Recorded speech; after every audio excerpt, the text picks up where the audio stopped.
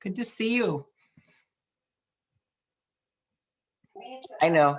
I have my TV still on. Oh. Early, so I can play. No, this is perfect. I was just about to kick the other group out, and just as I clicked enter, they ended. So I was like, good, we're in.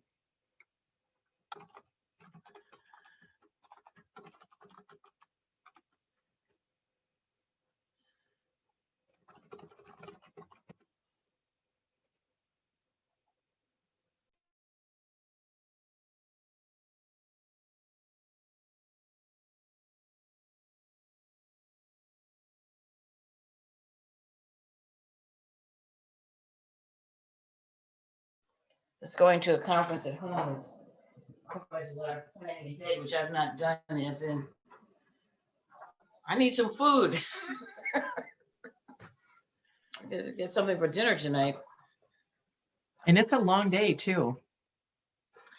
Well, yeah, I started this morning, but I have other stuff. I haven't been at the conference the whole time, nor could I afford to be. So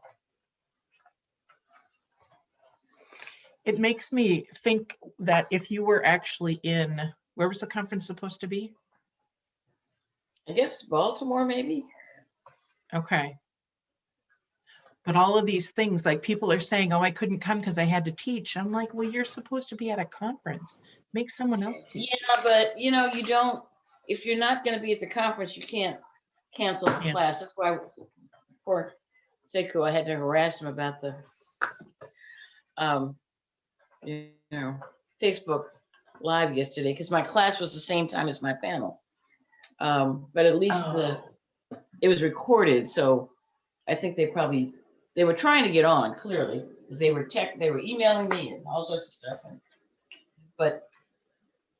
And he didn't realize he still had the Facebook Live feed private. Oh. He said, I'm looking at it right now. It's like, but I can't get on. But so now it's available, so they have no excuse and plenty of time to watch it. So. Hi, Diane. Who else do we have with us? Hi, Mandy. Y'all see me? No, we cannot. Nope. Fascinating. Okay. It puts you on with both the mute and the. Okay. I'm quite the idiot. I just didn't slide the thing over on my laptop. It had nothing. I was going to ask, but you know. Is Catherine Tate one of your speakers? He is. Yeah. All right. I'm just watching the Are you Angela? waiting room. I'm Angela. Thank you. Yes. I don't know why I kept trying to log in with the host information and it was just not having it. So it's all good. It is all good. Hey, Catherine. How are Hi, you? Catherine. Way too long since I've seen you last, except on Facebook. Let Of course, me you muted. unmute myself. Okay, hi. Great to see you. Yeah. Would you ladies mind if we test the video really quickly, just so I can make Sure. sure that it works and the volume is the volume good when you're hearing me? Is it too loud or too soft? Okay, cool. I'm going to try sharing the video and hopefully that works. Make sure you click share sound before you hit share. Okay. I'm trying I have like, oh goodness. Not giving me the option of sharing the link. Hi team. We are going to need to end this session. This is Angela from Advanced Net. We need to end this session because we have another group that's trying to get into this room. So I'm so sorry to do this to you, but we have to end.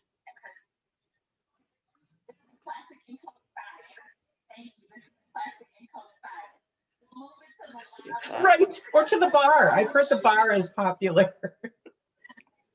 Absolutely.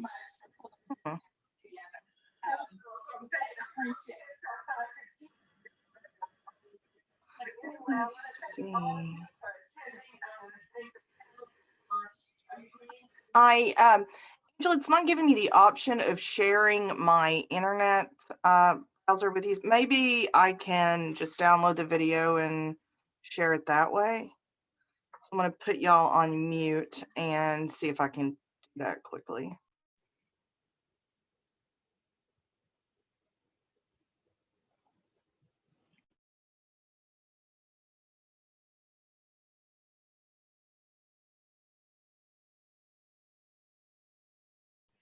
Mandy, if it's a YouTube link, I can share the link for you. Okay, I think I may have figured it out. Let's try and then. Yeah, I think I have it. So let's try this and see if it works.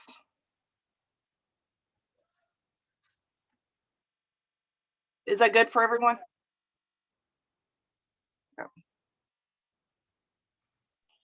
We can't hear him. No sound. Oh, sound? Okay. Try again. So before you click share, in the bottom left corner of the share window, it says share computer sound. sound. Okay. So make sure that's clicked and then hit share again and it should work. Okay. Hey, y'all. Thank you to Dr. There we Bailey go. yes, to share a Okay, few thoughts excellent. about Dr. Is the Barker, volume good? my former Yes. professor. Excellent. Okay. All right. Excellent. I think I'm good to go then from my end. So we're just waiting on DeAndre and whoever else wants to jump in, correct? Mandy, can I have you back up from your screen just a little bit? We'd love to be able to see your whole head. And if that means Sorry. tipping your camera down just a little bit, there we go. Sorry about that. No, that's okay. That's okay. Are we just waiting on DeAndre? Is that the?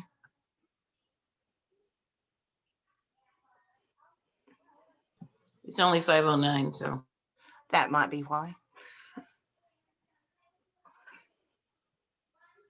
Thank you. I'm trying to start two sessions at once, so I apologize. I keep going back and forth here. Somebody told me that one of our planners, Kathy Golden's daughter, had passed away. Yes. Oh, goodness.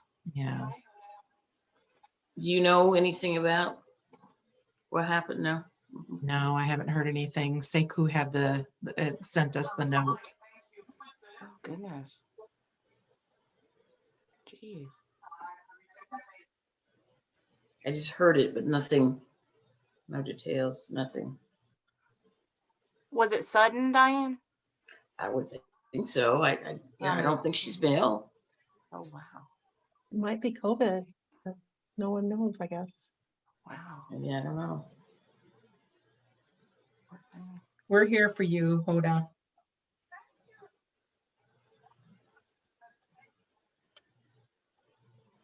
I'll look on Facebook and see if I see anything.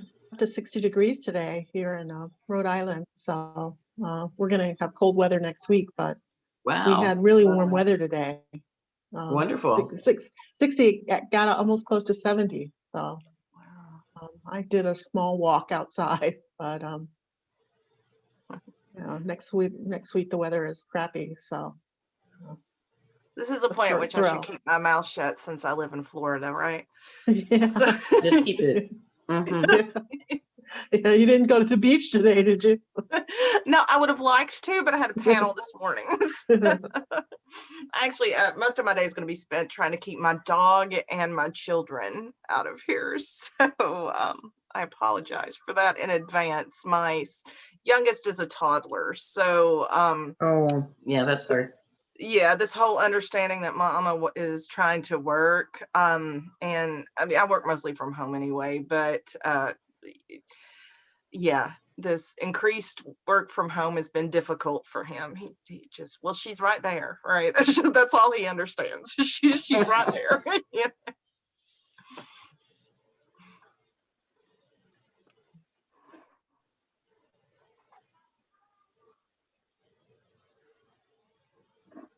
Are you all expecting Christine Pappas to join as well? I don't think so. She was very enthusiastic about joining us, and I was excited to have her thoughts as one of Michael's students. But I have not heard from her at all this spring. So Okay. I don't really know what's going on there. So I was DeAndre thrilled. is the only one they're waiting on then. Yeah, I was Okay. thrilled when I got Diane's email and she mentioned knowing Michael too, because I was like, oh, I'm afraid we're going to be a little bit light on the Combs portion of this. So I think, at least judging from the emails that I got yesterday, one of Dr. Barker's daughters is going to be joining us, Oh, good. Yeah. but I'm not sure. Heidi, I believe, is. Yeah. Mm-hmm.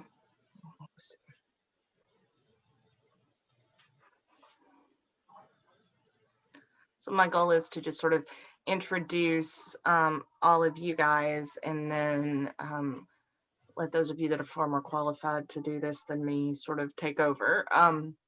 And I'll let you guys know if we start to run short on time or anything like that.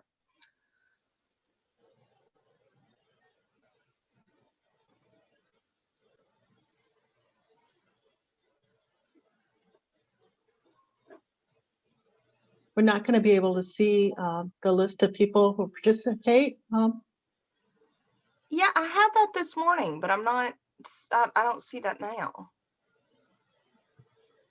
So you'll, as a host, get to see who's joined us, but Yeah, but I had to contact them a little bit ago because the system would not let me log in as a host for some reason. And I have came out and back in and restarted. That's why Angela was trying to help me earlier. I mean, I guess Angela, maybe I could try again to do that. And if you can't, because I think maybe the problem was earlier was that I was trying too early and there was already another group. And there was a session going on at the same time. Yeah. I'm prepared to be able to stay with you in case Okay, there's excellent. anything that's happening.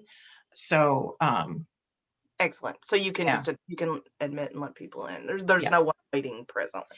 Justin Zimmerman is waiting, but since he is not on the list to speak, he's going to wait for just a few more minutes. So I won't start the session until you say it's okay to start. Or is it okay? Do y'all think we should wait a couple more minutes on DeAndre, or I think we should start at 5:15. fair enough? Because we'll have to close that the time. Oh, scheduled. yes, that is true because it is a hard close. So Angela, if you want, you can go ahead and get us started in just a minute. Sounds good.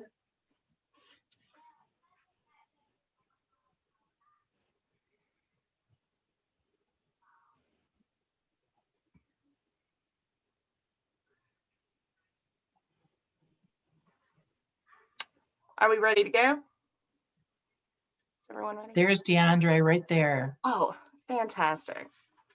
And I will admit everyone else as well. So you are live. Excellent. Thank you, Angela. We appreciate it. Hi, everyone. This roundtable is honoring Drs. Barker and Combs, and I will just jump right into it so that I can hand over the reins to those of you that know them better than me. Dr. Barker produced some seminal scholarship in political science, including civil liberties and the Constitution, with his brother, Twiley Barker. He also mentored congressmen, senators, and scholars, including Dr. Combs, who also won a Best Book Award by the APSA. So great people clearly influence other great people. So today we have Diane Penderhughes. She's a professor at Notre Dame, where she's also a presidential faculty fellow. She was previously a professor at the University of Illinois. She earned her PhD at the University of Chicago. And she's also served as president of the American Political Science Association, the National Conference of Black Political Scientists, and the first vice president of the International Political Science Association. Dr. Penderhughes knew both Drs. Barker and Combs. She tells me that she met Dr. Barker through conferences, including the APSA and the MPSA, but particularly through this conference. He was president and also co-editor of the National Political Science Review when she was the treasurer. He was her predecessor as president of the NCO BPS and the American Political Science Association. Dr. Penderhughes also met Dr. Combs through conferences as well. She says that Professor Combs was Professor Barker's student, so that research interests overlapped, and they were often together. She also worked with Professor Combs in this conference and invited her to participate in an annual conference at the University of Nebraska on race in the West. Dr. Combs was her immediate predecessor as NCOBPS president. So we thank Diane for joining us today. We also have with us Dr. DeAndre Ori. He's a professor of political science at Jackson State University, where he's also served as chair. He was previously at the University of Mississippi before assistant then associate professor at the University of Nebraska. Dr. Ori earned his PhD at the University of New Orleans. He's the vice president-elect of the Southern Political Science Association, and the recipient of the Anna Julia Cooper Teaching Award by the National Conference of Black Political Scientists. Dr. Ori met Dr. Combs when they were both teaching at the University of Nebraska. Dr. Ori says that he knew him in the capacity of colleague, mentor, and pastor. So thank you for joining us, Dr. Ori. We also have Dr. Catherine Tate.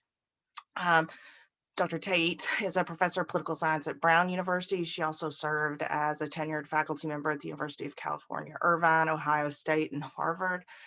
She earned her PhD from the University of Michigan. Dr. Tate served as a co-author with Dr. Barker several times between the late 90s and 2007. Her Black Faces in the Mirror, African Americans and Their Representatives in the U.S. Congress won outstanding book awards by the American Political Science Association, the Southern Political Science Association, and the National Conference of Black Political Scientists. Her book From Protest to Politics also won the same awards by the Southern Political Science Association and the National Conference of Black Political Scientists. Dr. Tate met Dr. Barker when he was a visiting professor at Harvard, and she was an assistant professor there at the time. She says he read drafts of her work and kept her informed about his activities as the inaugural editor of the NCOBPS's Political Science Journal. She also met his wife, Maud, and found them both to be outgoing and warm. Later, Dr. Barker invited her to be a co-author on his Black Politics textbook with Matt Jones. Lastly, we have Congressman Castro, Congressman Joaquin Castro. Congressman Castro is a Democrat representing San Antonio in the U.S. Congress. He's in his fourth term and recently served as an impeachment manager in the second Senate trial of Donald Trump. Congressman Castro and his brother Julian, who served as Secretary of Housing and Urban Development under President Obama, as well as Mayor of San Antonio, count Dr. Barker as a mentor. I was surprised when I heard the enthusiasm with which both men wanted to participate in this. They're not with us today, but they tell me that Congressman Castro was very clear that his brother was part of recording the video, talking to him about what was involved, and that they both extend the same respect and admiration for Dr. Barker. So when we get to the end of, or toward the end of this panel, even though they're not live with us, I'll share a video that both of those gentlemen shared with us. So having said all of that, I'm going to turn the reins over to our qualified panel, and they can talk to us about their interactions. Let's begin with Dr. Barker, and then we'll move on to Dr. Combs.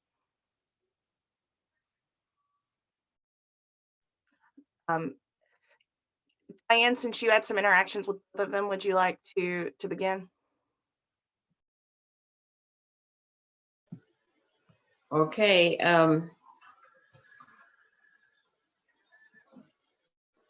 Professor Barker passed on June 21st, 2020. I won't forget that. The 21st happens to be my birthday. There are many ways in which I came to know Lucius Barker. He was, for several reasons. He had connections to one of my major institutions, the University of Illinois, where I taught from 19 85 to 2006. And he had been assistant chancellor at Illinois when Jack Pelton became the first chancellor of the University of Illinois Urbana-Champaign in 1967.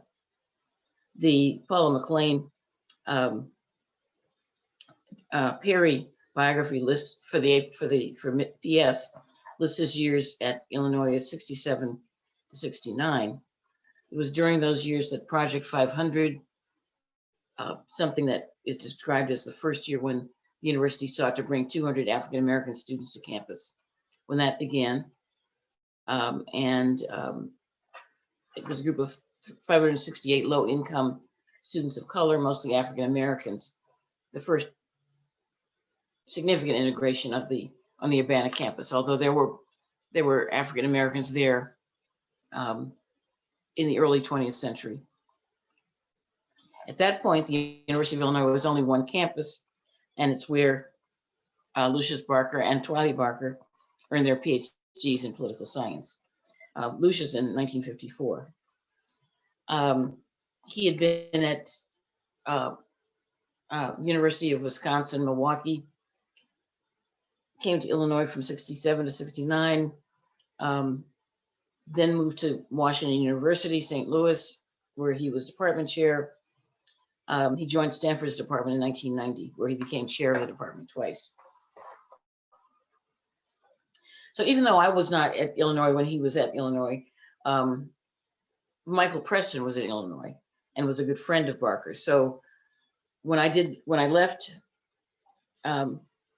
Dartmouth College, where I did not get tenure and came to Illinois, Michael Preston was the person that helped identify me and helped me to know there was a job available for which I was eventually hired at Illinois, and got to know Barker, I think, during those years as well. NCOPS was a major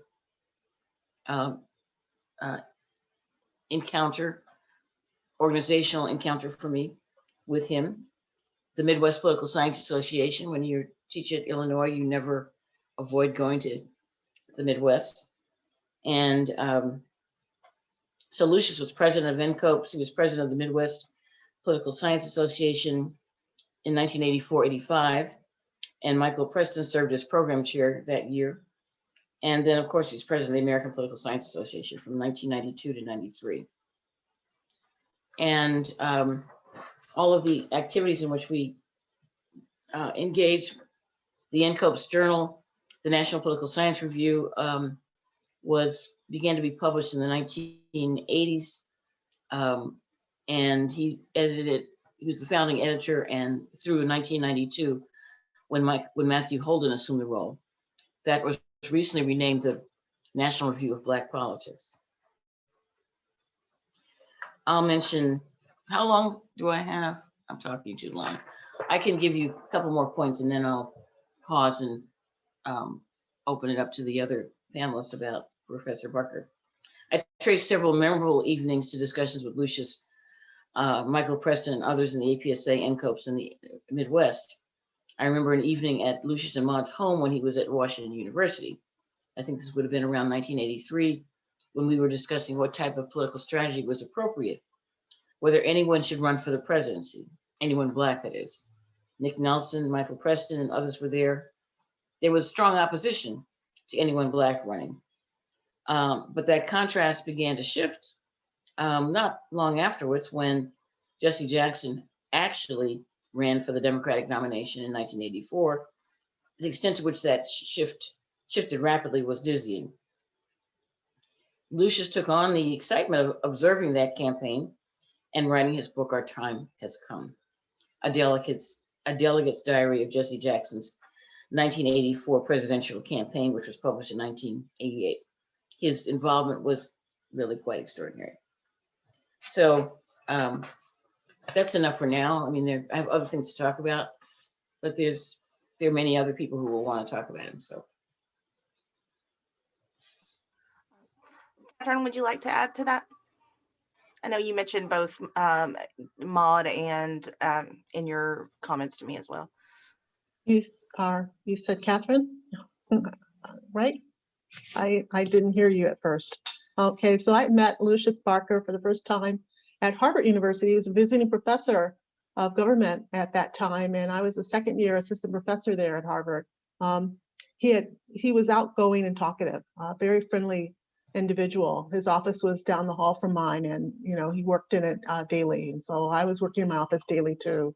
So we would often, greet each other on our way to work, and he had just finished writing a book about his experience as a Jesse Jackson delegate at the 1984 Democratic National Convention. The book had come out in 1989, and he felt it was important that political scientists speak about their experiences. The Democratic Party in the 80s and 90s had been fairly conservative, trying to chase after the elusive white vote. Paul Fryman wrote a book about how Black votes were being taken for granted by the Democratic Party in 1999. It was that obvious. And so I reread the Delegate Diary, Our Time Has Come book by Barker in anticipation of this event. And his description of being a delegate, so enthusiastic, and he was so excited. It was really dramatic how he was, cast as this role of being a Jackson delegate. At the time, Harvard was considering hiring him, and Harvard was a fairly conservative place. My colleagues were okay, but I remember someone jokingly referred to me as a Jesse Jackson scholar, and I'm not sure what was meant by that. It turned out that Harvard declined to make an offer to Lucius to join the faculty, but Stanford did. And later, Lucius told me that this was the best outcome possible. He was so happy to be at Stanford University out in California that, it would have been a difficult decision had Harvard come forward with an offer, but they didn't. So I was given an opportunity to co-author his important textbook with Mac Jones. And one of the features of the new edition that he came up with was to have authors speak out section. And so it extended his, attitude about that Black political scientists really should talk about their experiences. One of the things about why he was a Jackson delegate is, he didn't, even in the book, he says that he wasn't considered to be a radical type, but what comes out is his emphasis that there was very little racial progress in the 1980s, and having grown up in the Jim Crow era, he knew what racial progress looked like. And so this really outraged him, the Reagan era, and the Democratic Party's response was lackluster. And so he was a Jackson delegate. So in the author speak out section, I wrote about my anger over conservative welfare reform in the Clinton administration.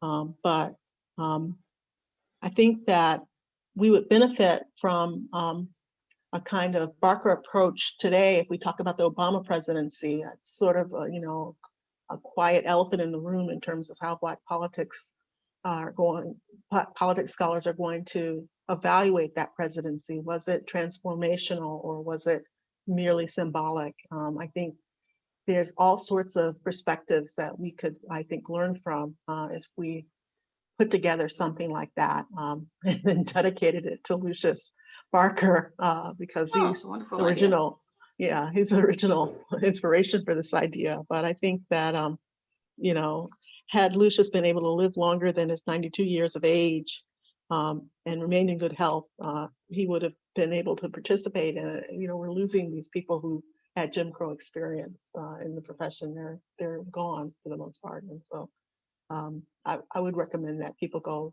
and look at that Jesse Jackson Delegate Diary book if they get a chance. I think it's really engaging. Lastly, I didn't study judicial politics, but this was Lucius's main research focus. And I remember him telling me that the world was so strange that he didn't need to come up with hypothetical cases to test the Constitution. They were out there in the papers. They just had to read about them. He had been working on a book on Thurgood Marshall for years, and I would love to see a copy of that manuscript. I don't know, fell by the wayside, but I was told he had written hundreds of pages of this book. And I think it's I point to it only because it's something that the field, again, could benefit from. If somebody did a book on Thurgood Marshall, we really would benefit from it, I think, to look at judicial politics. In some ways, it's kind of a hole in the field of Black politics that hasn't been yet filled with the loss of Lucius. With that, I will stop and open it up to someone else, to Deandra. Hey, so I'll talk about, are we ready to talk about Mike Combs? Okay, so I'll talk about Dr. Mike Combs. I know him in a variety of capacities, but I'll start with him as a scholar. I learned of his work while in graduate school. I remember being engaged in one of these atheoretical empirical exercises where I was looking at the percentage of Blacks and whether or not there was a contextual effect with Black intra-racial attitudes. And so I was, reading V.O. Key and, thinking about Black conservatives and trying to see whether or not, they could be situated somehow in that, type of analysis. And then I ran across the work of Susan Welch, Mike Combs, and Tim Bledsoe, I believe it was then. And, they had already done some work similar to this, and they looked at social density hypothesis. And that was my first introduction. Mike oftentimes is obscured when you look at the sites, and there's so many citations of their work, because if he wasn't the lead author, and because there were multiple authors, there was often Welch et al., Bledsoe et al., and you didn't see Mike's work unless he was the lead author. But I can assure you that his contribution was extremely strong. For example, just this morning, I was looking at some data from the Detroit area study, which came from the study, which was used in his book, Race and Place. And I looked at the variables, and there were 17 religiosity variables, and they were related to the Black church for the most part, because they were looking at Black racial attitudes. And so it was clear whose contribution that was. It was Reverend Michael Combs's, contribution. So that was pretty obvious. But to have 17, in terms of a religiosity scale is, that's unbelievable. His work, there's one piece that he did, I think he probably was most proud of. He had a piece in the Howard Law Review, I believe it was, with his wife, Gwen. And when she became a professor at Nebraska, they actually ended up co-authoring a couple of pieces, but this is one that I remember. And then he worked on a textbook. But I remember Combs more as a community, an individual in the community, as well as a scholar activist. As a pastor, he was a Southern Baptist Black preacher. He could hoop, he could sing a hymn, and his church was really a community. So for someone like myself, I was fortunate enough when I went to Nebraska, Wendy Smoot was there with me. So there were 3 Blacks in one department. Typically it's 1 Black in a department. When I was at the University of Mississippi, I was the only Black. Grad school, the only Black. But in this particular case, there were 3 of us. And so that didn't protect the fact that, that didn't protect us from needing some culture, if you will, living in the heart of Nebraska. There was not a lot of culture or a lot of culturally enriching opportunities to take advantage of, if you know what I mean. So Combs Church was like a community. I remember one time when a police officer, there was a police brutality case, and they came to Pastor Combs' church and they sought him out. And the police wanted to have a a meeting with, you know, the young men of the church. And so he said, yeah, I'll gather up the young men of the church and the children. And so what he did was he actually invited the children to the church, but he also invited their parents. So when the police got there, they got there with a huge audience that had some serious questions. And so everything that he did was intentional. Each year he he had the Martin Luther King Jr. Program. It was out of his church. He was always supportive of students. I mean, extremely supportive of students. As the pastor, again, you know, this was a community for a lot of these students. And so you had students, I remember the time when there were some students who were working on their masters in music. And so Professor Combs actually invited members of the congregation to attend their recital. And so that was the kind of support that he would offer to the students. And of course, you know, he always had the opportunities to feed the students at, you know, the weekly meetings he would invite them out to. When I left Nebraska, I consulted with Mike on a number of occasions, but we were trying to see whether or not we could develop a pipeline of graduate students to Nebraska. And so we were fortunate enough to get 2 students to go to Nebraska. And the first person I told them to look up, obviously, was Mike Combs. And when they got there, he did what he normally does, and he invited them to his house and, you know, broke bread with them and was always there for them. I mean, he even went as far as to take one student almost by the hand and walk them through the financial aid line almost. It wasn't financial aid, but if the student had some problem with funding. And so I remember Mike as a community activist, scholar activist, and he was well respected in the community in Lincoln, Nebraska. Andre, I love hearing that because in my minimal experience with him, I met him as a junior scholar coming to the Hendricks Symposium, which is actually where I met you and some other wonderful people. And I was nervous like nobody's belief. I'd only been a professor for a couple of years. Self-esteem was not my strong suit. And I had only been communicating with Dr. Combs over email.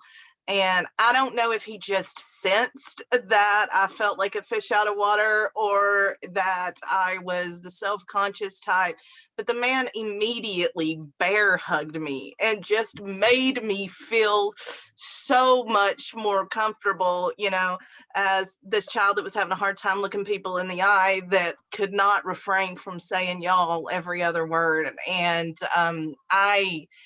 he had a real profound impact on me, no matter how minimal it was. So I cannot imagine the kind of impact that he had on students that were able. I wish Christine was with us, as you know, since he was our mentor, as someone that, you know, just had real sustained, you know, interaction with him as a mentor.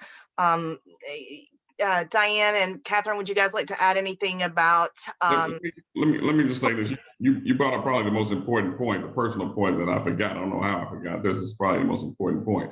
But when you mentioned that he gave you a bear hug, my father passed away, and he learned that he had passed away. He, I guess, was walking down the hall, saw my door was cracked, and he stopped in, and you know, he could see, I guess, the shock in my eyes, and he was like, "Do you need a hug?" And no one had ever asked me that. A man for sure had never asked me that. And I mean, he was there, and that was a real eye-opening moment for me. So I'm glad you brought that up. And I saw one of, I don't know if he's still here, saw one of my students pop in. I can't say enough about that experience that he gave me.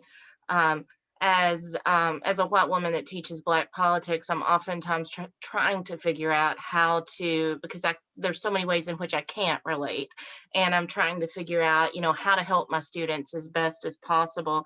And that experience where from my perspective, I think that that was the only time in my life where I was aware of my race, because I was like one of very few white folks there.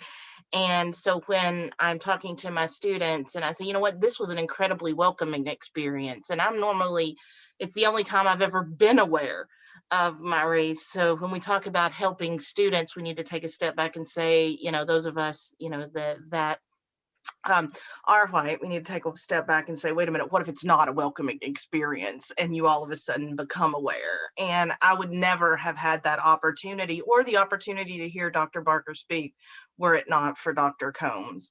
And I cannot say enough about that experience. That's why when Tiffany mentioned organizing this panel, that's why I reached out to all y'all, because it was as minimal as that experience was in sort of the grand scheme of things, it had a huge impact on me. And so, but now I'm going to turn it over again to those of y'all that are more qualified.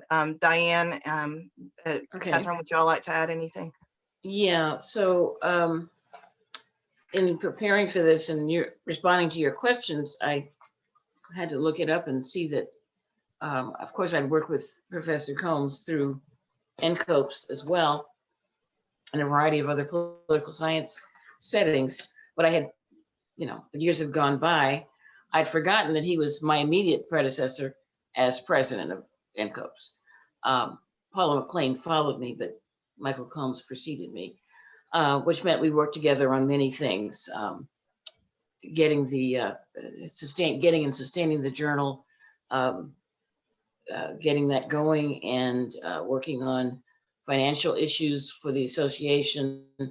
I guess let me say a little bit about him. That I found an obituary on the NCOPS website about him that I hadn't seen before. And he was, they mentioned that he was born and raised in Louisiana, like Lucius Barker. He was the great grandson, and son of Baptist ministers. And in Lincoln, he served in the pastor of the church that Deandra was talking about, Mount Zion Baptist Church, Nebraska's oldest Black Baptist church. And he'd previously been associate pastor of Star of Bethlehem Baptist Church in Baton Rouge, Louisiana. Now, the one time I think I visited the campus was at Professor Combs' invitation for the Hendricks Symposium, and I had forgotten the name of the symposium, so I didn't get that. But when you mentioned it, Mandy, I realized that's the one that I participated in. And so to learn, faculty member, very involved in the department, organizing a major symposium, and also, had been NCOPS members and an officer for many years, but then also being pastor of a church. A person who can handle all of that is really quite extraordinary. And Professor Combs and Minister Combs was that person. He's a very gentle person. And as Deandra mentioned, he sensed when you needed a hug. He sensed when you needed some reassurance, Mandy. And his gentleness was just always there. NCOPS can be, it's a very supportive institution. It can also be a very challenging institution with lots of different personalities. His was a very gentle, warm, and organized personality. I think that that's what I'm going to talk about. But I did find they did a nice article about him when he passed away in the university's student newspaper. And as they say in the first sentence, Michael Combs was many things: a professor, a minister, a mentor, an activist, but above all, he was a larger-than-life personality.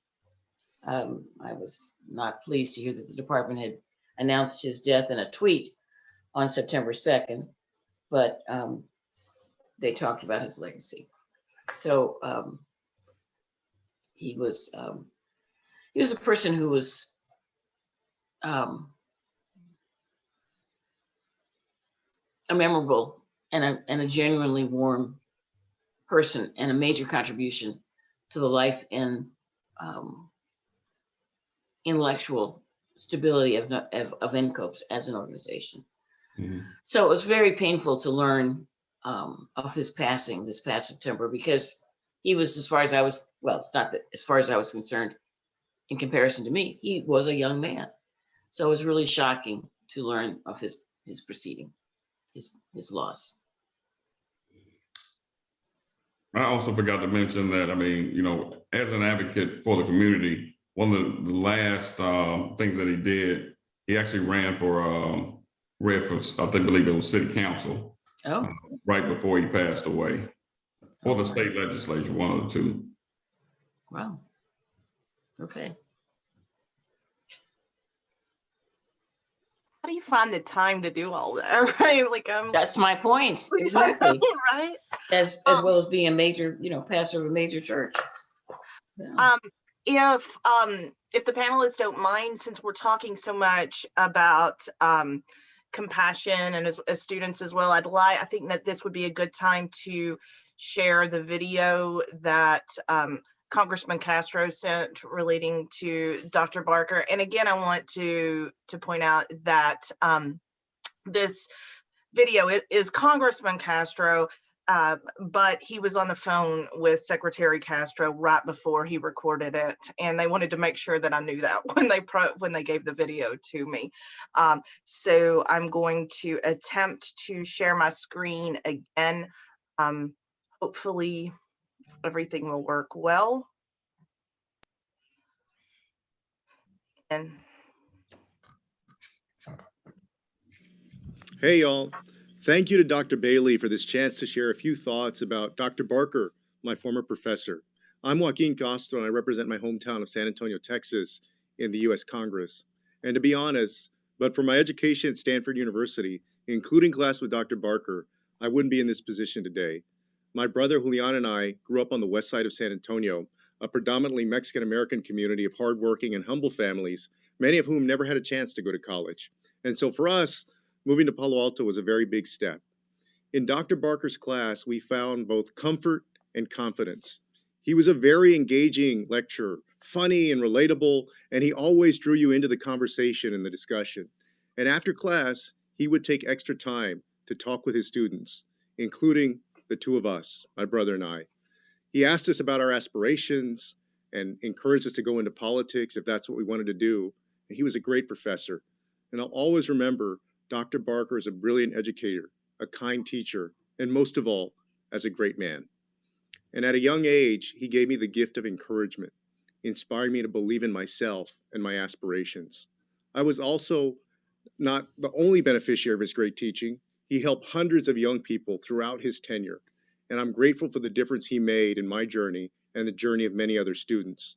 Today, as we continue to grapple with economic and racial inequality, the challenges that he dedicated his life to, I'm confident that if we work across lines of difference and build bridges and create diverse coalitions, we can make progress. And in doing so, we can honor Dr. Barker's wonderful life and together build a democracy that truly represents all of us. Thank you.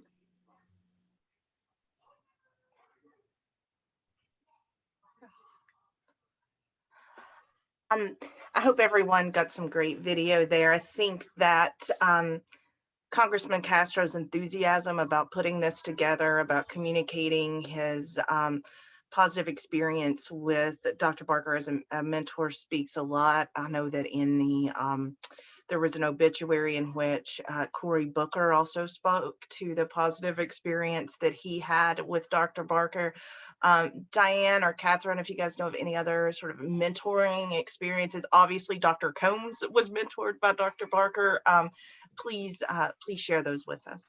Well, okay, a couple of things. I have two colleagues here at Notre Dame, Luis Fraga who was a faculty member at Stanford with Lucius Barker, who thought, very, very, very highly of him. I shared the video of Congressman Castro with him because he had also taught Julian Castro and his brother.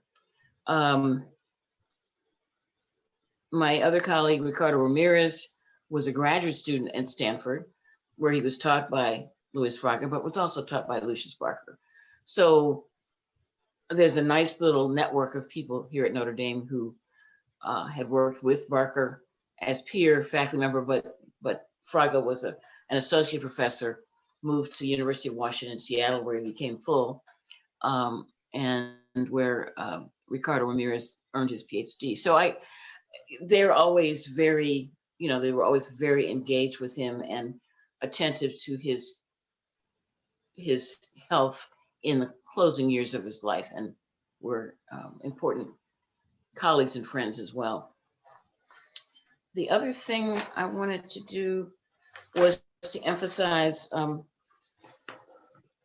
leadership issues of being able to talk to a person like Lucius Barker, who, as Catherine said, I didn't ever get to teach with him at the same university or to be in the same department, but the years of working through the Midwest Association, NCOPES, the APSA, all of those were very important to me. And his service as president of the APSA, for example, his presidential address, The Limits of Political Strategy, a Systemic View of the African-American Experience, is one of my favorites, in that he articulated how African-Americans have had to use the entire system, as well as public and private leaders and leadership, in order to leverage some kind of political change. I made reference to that in my presidential address, and his work across so many different areas of professional life as an academic whose work never stopped. He didn't, as he got older, he didn't stop his intellectual work. He continued it. I'd been talking about the delegate's diary, and Catherine picked right up on that because he just finished it at Harvard.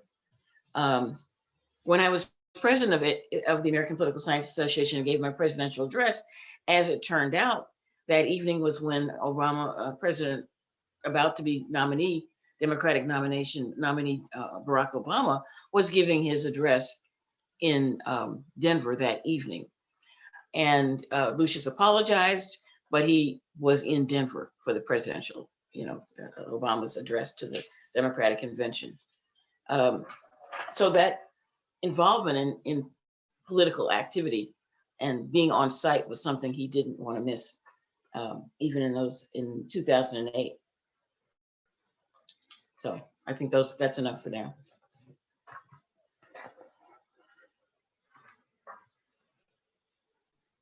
Catherine, do you have more? I'm sure.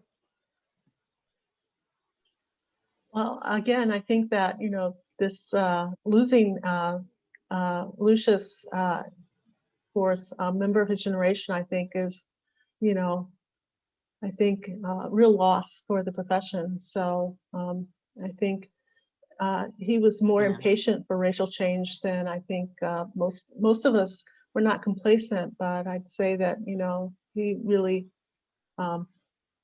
was aggressive in terms of wanting to see more minorities in academia and, in department meetings. I can imagine that he was somebody who was, a pain in the butt because of the fact that he where are the minority hires, and be a constant refrain of him given his politics. So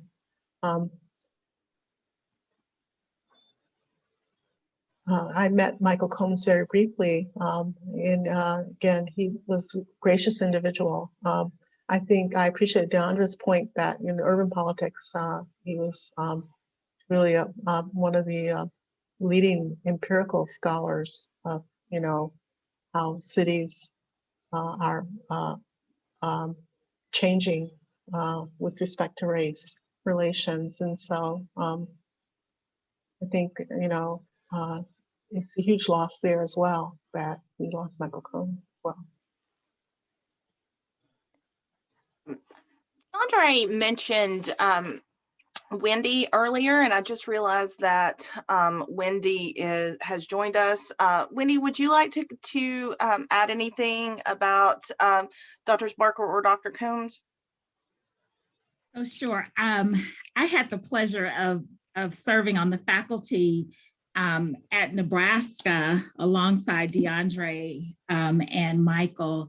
And I have to say, everyone across the nation was shocked when, well, Diane, you're nodding, but I'm going to tell you what people were really shocked by. That Nebraska, the University of Nebraska at Lincoln, would have the honor of having not one, not two, but 3 Black political scientists there at the same time. Yeah, I remember And Michael would always humor us and say, don't stand in the hallway together. It's gonna be too much. It's too much. It's too much. Don't stand in the hallway together. And in some ways he was right, because when we were all congregating, his office was at the end of the hallway. And at the end of the day, that's exactly what we would do. We wanted to all recap the teaching of the day. We wanted to talk about an article that had come out, and we wanted to gather. We would gather at the end of the hallway in his office. And it was always so humorous to see our colleagues slowly walking by at the top of the hallway and kind of like double stepping back, but really hurrying away because they didn't want to be caught staring at what we were becoming known as a little Black caucus within the department.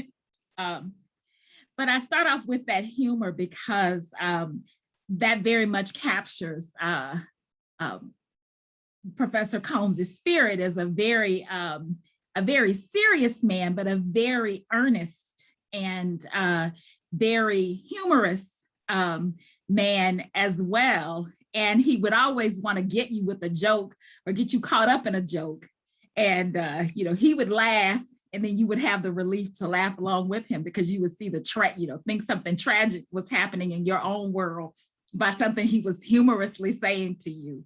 Like, we got your teaching evaluations today. And then I'm like, oh my gosh, as a junior faculty member, I'm horrified. What is gonna happen to me? Oh my dear gosh.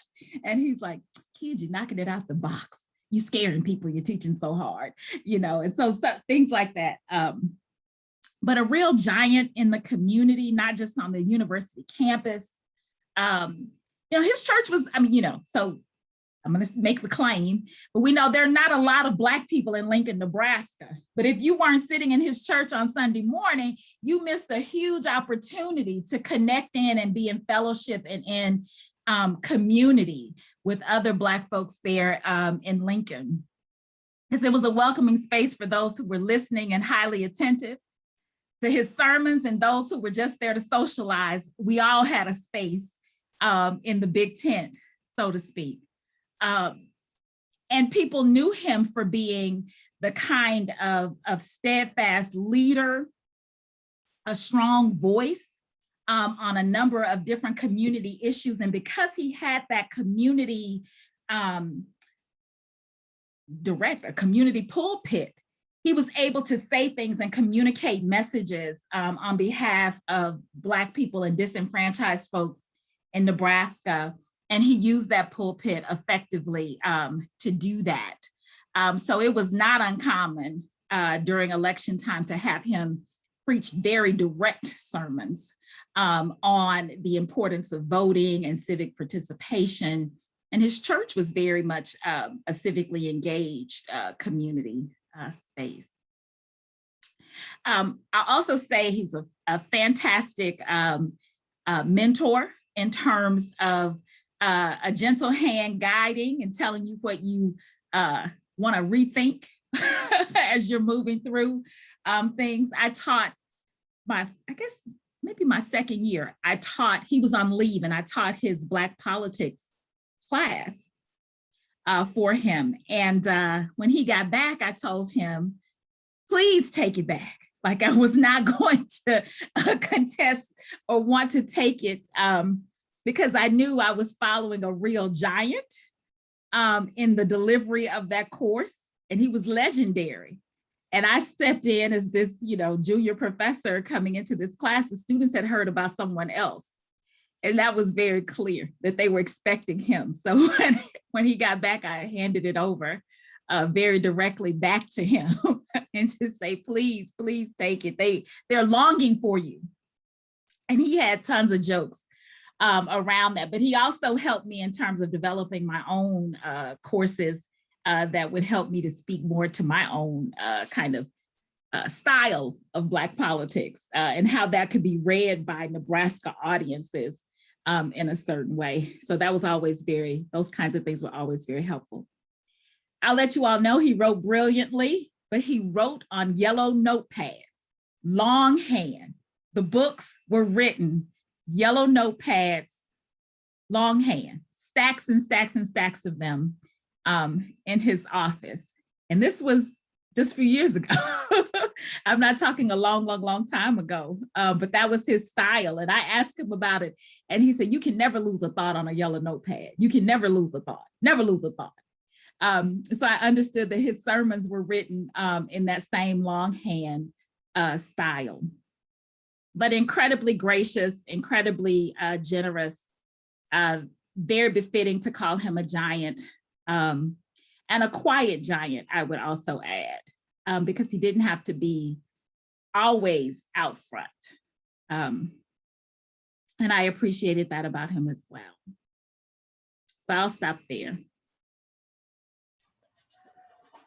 Thank you so much, Wendy. After such a strong contribution, I think this would be a good time if the other panelists agree to sort of open it up to others that have joined us.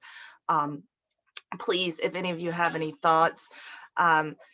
Yeah, I went with the term giant, Wendy, because Paula McLean, when she was referring to Dr. Barker's passing, she referred to him as a giant in the field, and I really couldn't think of anything else more appropriate. And but I would love to hear anything that anyone else has to contribute that has had a lot of interaction with these men.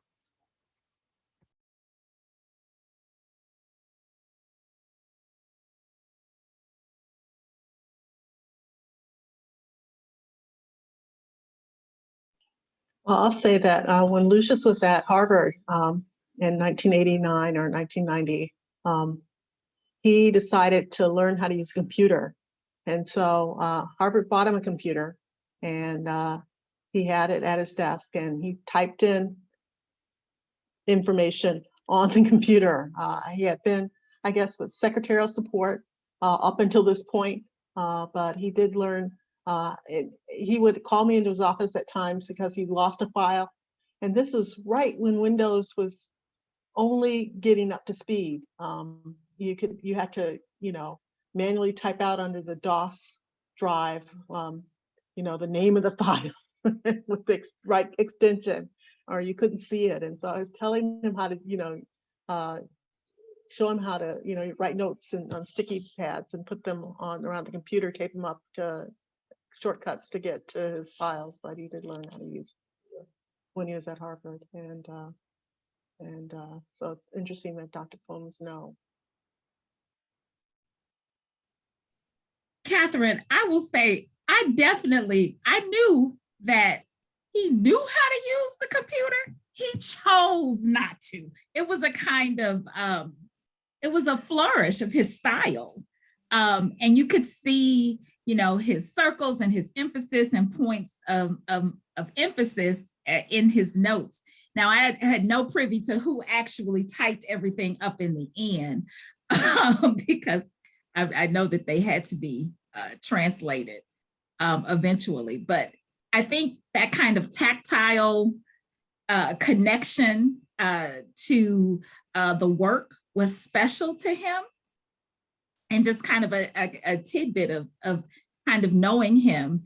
And I remember meeting him at the supply closet in the department. And there was just, a couple of yellow legal pads left. And I was standing there and I just handed them back to him because I knew he was there for those. and I would just make do with whatever else was in there. But you know, I knew that was his thing. So that was another kind of point of humor with him. I know when Professor Combs, he did con law, and so he taught me the con law courses, and I didn't realize it, but you know, coming out of Washington, you would be quantitative. I mean, a formal modeling or whatnot. In some way, you're going to have some quantitative tools in your kit. So I looked at one of his old articles that he had written, and there it was. He had written this quantitative piece that, you know, I wasn't aware. I know that, you know, he had done it when he was writing with Bledsoe and Welch and Siegelman, but I didn't realize, you know, early in his career that was the type of work that he was doing, because I had associated him with constitutional law when he was in Nebraska. But of course, he had done the urban work with Welch and others. I'll say a few words about Michael Combs, Professor Combs. If memory serves, I think he was at Southern University. I think he taught at Southern University in the early 80s, and I was a relatively new professor at that time. And I do remember him. Do remember talking to him about my courses. And I can say ditto to what everyone else has said about his personality. He just was so welcoming in terms of giving advice. There was nothing negative, even though I remember I was having some, I taught American national government, but I also taught Black politics, but I was relatively new at it and did not have much experience at it. But Michael was just so helpful in getting me started and giving me some references. And at many of the NCO conferences, I would always contact him. I mean, he was just so drawing, the kind of person that you would just go to. And when I presented a paper at NCO, I was a bit a little bit nervous, but Professor Combs would always calm me down, saying, "Hey, you got it, you can do it, think about this." And those experiences are etched in my mind. I was just so sorry to learn of his passing. I mean, he to me, he's truly a giant. I did not know anything about his the church and in Lincoln, Nebraska, and that, and I didn't know much about that. But in all of our encounters, I can't think of anyone who would be a better role model, not only for students, but for anyone. You know, those are my memories. I really regret his passing. I actually met Michael Combs when DeAndre got ready to send me to Nebraska to work on my PhD. And he told me that there was an alpha there. We were members of the same fraternity. And so we connected via email. We ended up corresponding. I ended up not going to Nebraska, but we always kept in contact via email. Or whenever I would come to a conference, we would always talk. And and as everyone else has said, in classic form, he was very welcoming, interested in the types of work I was doing, interested in the types of questions I was asking, and also I would occasionally receive an email from him just asking, how is it, you know, where did you end up getting a job? You know, how are you doing? Are you on track? And so it was these good engagements that I had of him, and he was the classic alpha brother, always prepared, definitely looking out. And certainly he was someone that I did not know, but also was kind enough to follow up at random periods of my life just to see how I was doing. And if I needed assistance. And I remember, you go to these panels and you present as graduate students, you're very nervous. And he didn't even know me, but he came to the panel just to hear me present my paper. And after what we talked about, Nebraska, he was asking, where did you end up going to graduate school? I told him, and we just sort of chopped it up always. And so he was very welcoming. And so those are my memories of him. I was definitely sad to hear of his passing. One of our other fraternity brothers who is from Mississippi was a professor at University of Nebraska-Lincoln in sociology, Dedrick. And so him and Dedrick was very, very close while Dedrick was a graduate student there. And also he looked out for him and his family, moving to Nebraska in a way, welcomed them into his church and sort of connected him with the Black community there.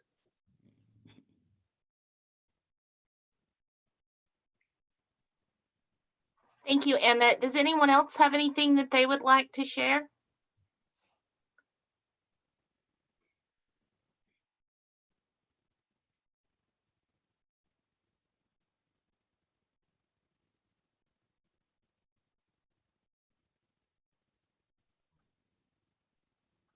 I apologize. I was having a little bit of an issue with the mute button there for a moment. We have a bit more time, so I'll keep it open if anyone has anything else that they would like to share. But before we close this session, I just want to thank all of you all for contributing. I can't think of a better group of people to share their thoughts in a lot of different perspectives on two really great men. Emmett, like you, I didn't know Dr. Combs that well at all, but you sure wouldn't have known that when he met you, would you? There's something to be said for someone that's that welcoming, and that just generally that caring. So I will ask one last time if anyone else has anything that they would like to share about Drs. Combs or Barker.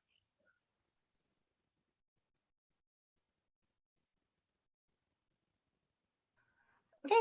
Thank you all. I think we'll leave it here. And Catherine, on the note that you mentioned earlier about following up, I'll follow up with Tiffany. I'll go back and pull the video and follow up with Tiffany about your ideas. So in any case, thank you all for joining us and enjoy the rest of the conference. Thank you. Thank you. So good to see you, Catherine.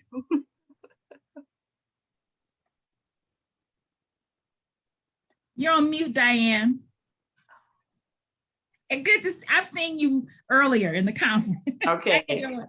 Good to see you. Yeah. Good to see you too, cousin. I know it's been so long, cousin. Good to see y'all. Look, yes, the other little piece of it is nobody would ever believe that Nebraska was going to hire these cousins when they got word that DeAndre and I are cousins. Then it was really like, what? I never knew that you all were cousins. I didn't know that. You didn't, Diane, you knew that. We are DeAndre, good to see you. Hey, it's right here, man. How you doing? I'm doing good, doing great. Yeah. My cousin is married to DeAndre's uncle. So we are, my cousin, my first cousin is married to DeAndre's uncle. And when you're from Mississippi, we are cousins. Oh, I see. Now I get it. Okay. Mississippi, everybody's cousin. I mean, like, you gotta figure that out. Okay. Doc, how's it going? DeAndre, I haven't talked to you. I saw you. Yeah, how you doing? Oh man, it's good. It's good. It's good. That's good. Yeah, man, it's been a whirlwind of a week, boy. Trying to get a grant proposal in and create 3 exams and grade 1 that was supposed to have been back about a month ago. It's bad. So I just called the program officer and I just told him, I said, look, man, can I have until Monday, please? He said, okay. If I had known it was gonna be that easy. You'd have called before. How is your neighbor? How is Matthew Holden doing?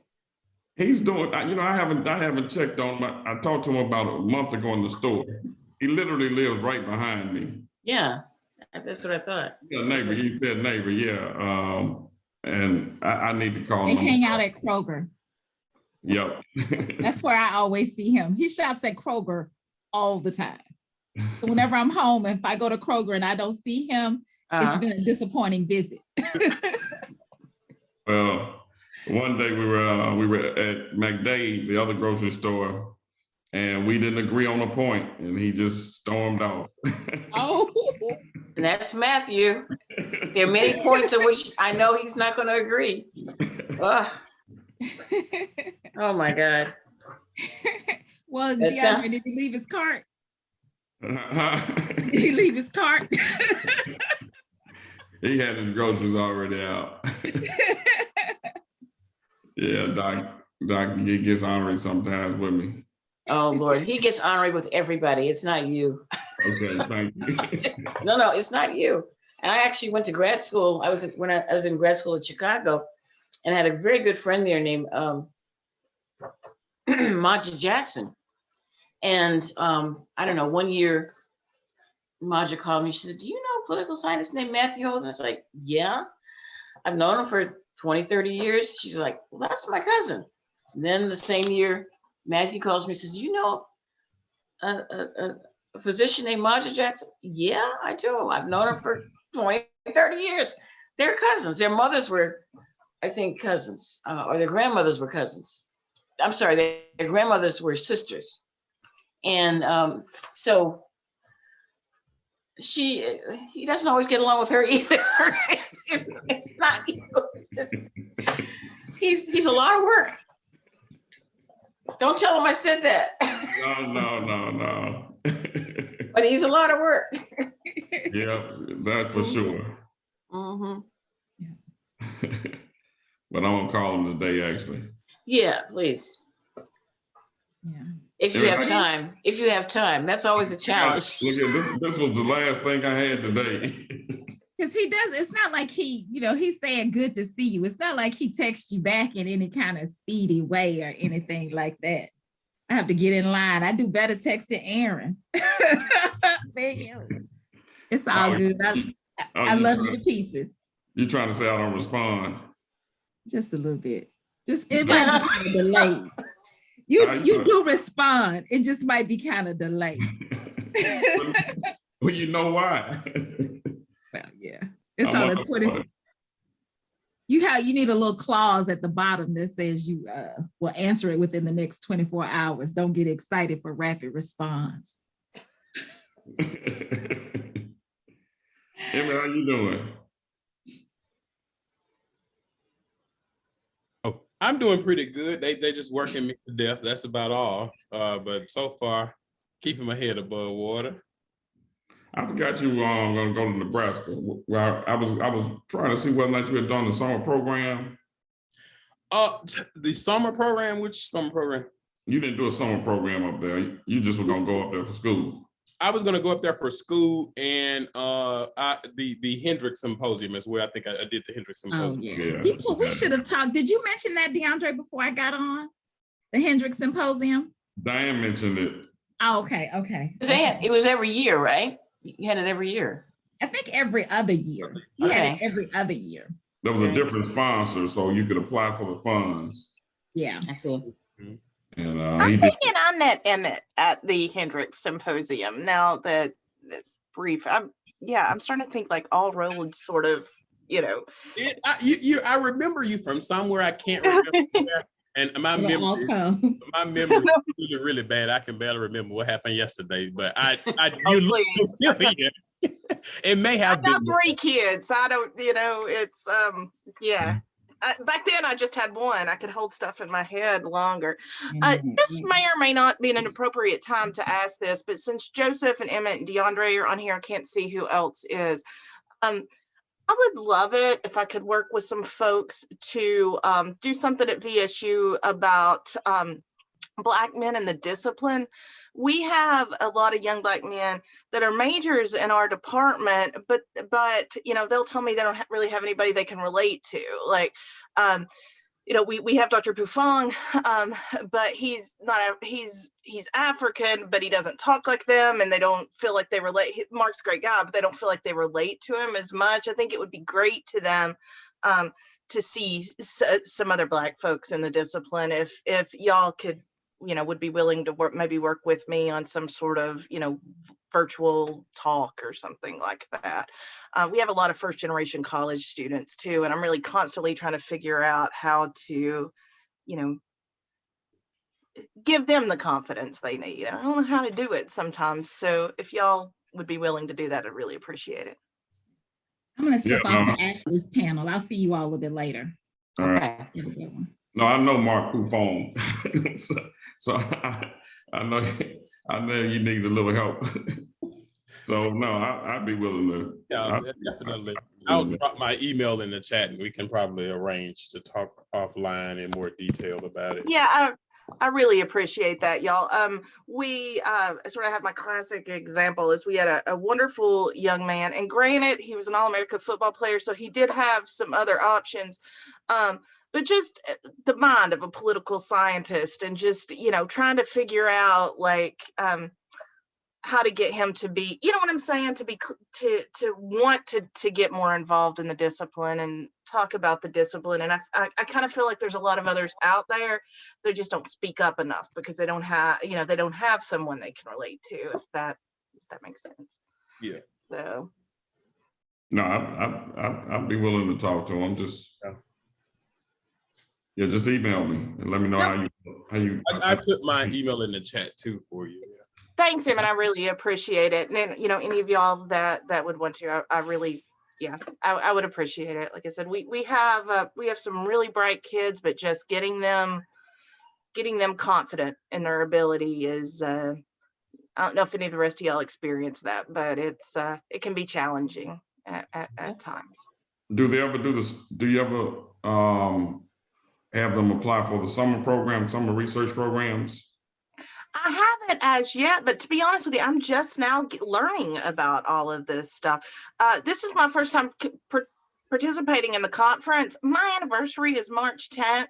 So in March, I usually, my husband usually makes me sign off for as much as possible. So since it was virtual this year and I was able to make that happen, but no, I will definitely get involved in that. I'm trying to push a lot more with them. I know that I had some of them apply to the, there's a summer program at USC, but not through this conference. No, I need to look into it. No, not through the conference. There's just a lot of opportunities, summer research opportunities. In fact, that's what it is, summer research. For research opportunity. Okay, I'll check it out. That's right. But there are a lot of them. Yeah, just email me and we can There. Yeah. So. All right. Good night. Thank you, Mandy. Really appreciate Thank you, it. Diane. Thank you, Okay. everybody, for participating. Good to see you all. All right. Have a good one. So.